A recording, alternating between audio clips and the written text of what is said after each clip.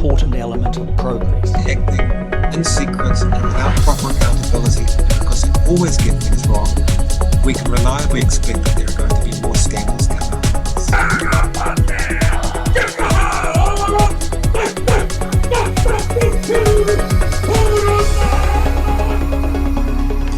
Welcome to Evening Report. Tonight we are crossing live to Tunisia to talk with New Zealand correspondent Yasmine Ryan about North Africa and the threat from ISIS. Welcome, Yasmine, to Evening Report. Hello, thanks for having me. It's a pleasure. Yeah. First off, you've been writing for The Independent, you've been presenting on CNN, and you've been writing for New York Times and others. It seems like there is a bit of a shortage of Western journalists up in that region. What currently is the security situation in Tunisia and North Africa? The security situation, there's a lot of questions right now over security. Tunisia does have a much more robust state, especially compared to Libya and maybe some other countries in the region, which is why up until now the international community has kind of just thought Tunisia would be fine, I think, and a lot of people haven't been too worried about Tunisia. So there's been a bit of a laissez-faire attitude, and if we compare that to Libya, where there were no institutions, so after the revolution, that the process, and also when a lot of the security institutions were coming under attack by the armed groups and the militias and really being undermined, that's why we saw the decline of Libya much more quickly. But in Tunisia, and I've been speaking the last couple of days to different people about this, and we're really seeing that there is a lack of resources. The Tunisians have been asking for assistance for a long time to fight terrorism. And I just met the family of the anti-terrorist officer, the Tunisian who was killed in the Bardo attack. And for instance, he was injured because and he's one of the elite anti-terrorist officers, and he was shot in the stomach because the bulletproof vest he was wearing was too small for him. So the sophistication of the attack, right now we're trying to, the groups that behind the attack, everyone thought they were linked to Al-Qaeda in the Maghreb, but going through a lot of their propaganda that's come out, and even in the last couple of days, they now appear to be linked more to ISIS. Okay. So the attacks are coming. Let's get into that in detail in a few minutes. First off, if we just step back, and you're based in Tunisia, that's where you're usually based. Recently you went into Libya. Can you give me an indication of what the security situation is like in both countries? Do a comparison between the two. The situation is completely different. Libya, already the few institutions, the Libyan army under Gaddafi was very personalized and wasn't an army as we would call it traditionally. And then you had the rise of different militia groups, so that after 2011, instead of disarming, those groups began to play a political role and really hang over the whole political transition. And then in 2014, you had the outbreak of basically a civil war between the two sides after the elections of the parliament, and the parliament went to the eastern city of Tobruk, and because the Muslim Brotherhood and different Islamists hadn't done very well in those elections, it's seen as by liberals there that basically the sides that lost intervened to take Tripoli and so basically sabotage the democratic process. So since then there's been a very deep civil war, and it's just getting worse and worse. So okay. Secure. I went to Misrata, which is quite secure because it's held by the Misrata militias, which are the most powerful in the country. When you were there, can you let us know what you saw and heard when you were in that particular location? Because this is only a matter of weeks ago, isn't it? Yes, it's about 3 weeks ago. Well, we went very briefly to Sirte, which is Gaddafi's former hometown and which is now held by ISIS. So it's become one of the hubs of ISIS in Libya. And you were there at the time when ISIS was, I presume, is still active and was active at the time, yeah? Yes, we went into there just before Misrata militias started fighting ISIS. Up until then, it was really the first escalation because ISIS had only emerged really in the last 6 weeks or so before that. So yes, we saw the ISIS flags and we heard their propaganda playing on the radio. Yeah.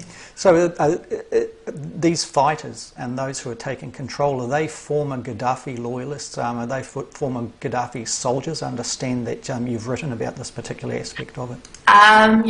It's complicated. I would say.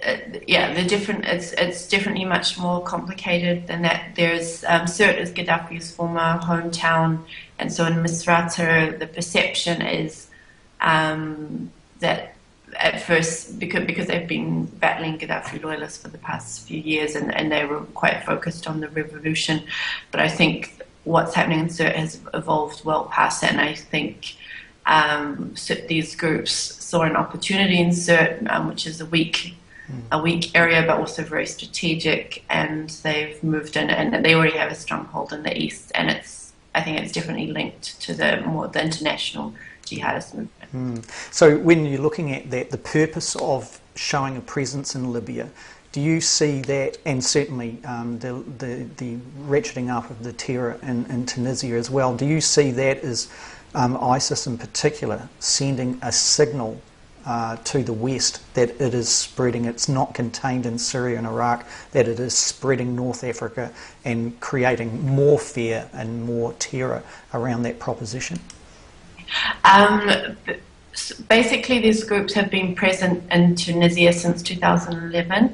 And I've just been speaking a lot to different people who've been following them really closely. In 2011, it was April that Ansar Sharia became legalized and became a legal movement, and that was right after a lot of jihadists who'd been linked to Al-Qaeda, including people who had been very high up, were released from Tunisian prisons, and they immediately formed groups. And there was also, as you probably remember, Ansar Sharia in Libya, which it wasn't a group during the revolution itself, but it emerged quite quickly afterwards. And it only came to international attention when the ambassador was killed in Benghazi. But when the US forces killed Osama bin Laden, they did find information saying he'd sent out a command right after the Arab Spring to establish groups in these countries to undermine the emergence of democracy. Okay. Now, also, as you mentioned before, both ISIS and Al-Qaeda have both claimed responsibility for the recent Bardo attack, the Bardo Museum attack in Tunisia itself. What do you make of that? Do you believe that ISIS and Al-Qaeda are joined in some way or are merging, or is this a propaganda war where both entities are trying to demonstrate some sort of control over the region? It's complicated and there's no clear answer, in short. The Al-Qaeda, it's not the leadership that has claimed responsibility, it's a group that is active in the Tunisian mountains on the border with Algeria. But within that group, it's not very clear who their loyalties are, because for a long time they were known to be with Al-Qaeda in North Africa. But now some of the propaganda, there's competing claims. I think they're all trying to take credit for this. And it's but I think ultimately they have shared goals. It's just ISIS is much more rapid, whereas Al-Qaeda is more long term. Okay. And in Tunisia, standing back, it's been one of the more stable states in the region, particularly when you compare to the terrible situation down further, up further, and also obviously in Libya. Were there rumblings or chatter? Were there warning signs, in your view, on the streets in Tunisia prior to the terror attacks that occurred only less than 2 weeks ago? Yeah, absolutely. There were warning signs. I remember just after the elections, there started to be, it was very low level, but it was more the emergence of the Salafist movements. And when I say Salafist, there's different kinds of Salafists, and it's only a minority who we describe as Salafist jihadists, who really, so other Salafists are more peaceful and more just believe in disengaging from political life and things like that. But it started with attacks on arts teach. I remember there was an attack on an art teacher by Salafist students, and it was just low-level activism, and also the control of the mosques in 2012. This was a hugely controversial issue in Tunisia, but it didn't get a lot of international attention. Yeah, on that, why do you think that that's the case? Was Tunisia, while it was sitting there and people like yourself are picking up signs and changes that are taking place, was that not being recognised by, one, the Western authorities, and two, the media itself? I think because of everything else going on in the region, Tunisia. I know, because I was trying to cover it at the time, and there wasn't that much interest in those kind of stories.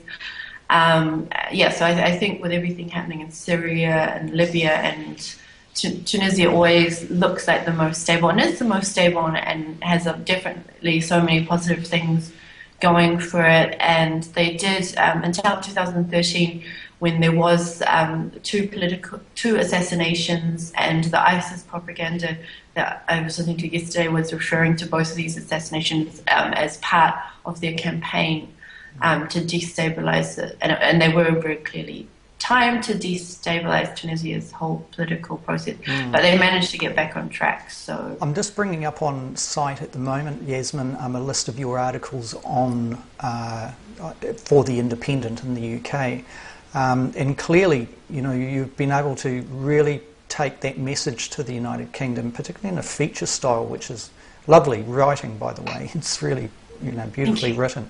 And I'd encourage people to follow the links that will be on this particular video once it's on demand, to read Yasmine and to follow Yasmine's work on the Independent. It's an absolute eye-opener in some areas, and I think too how you were able to, Yasmine, bring the human element to the fore in what is so often reported as just hard news. So congratulations on that. Do you believe ISIS is aware that New Zealand has joined the US-led coalition? Obviously it's a different theatre to where you're reporting, but if you do believe that ISIS would be aware, what does that mean for New Zealand and New Zealanders here and abroad?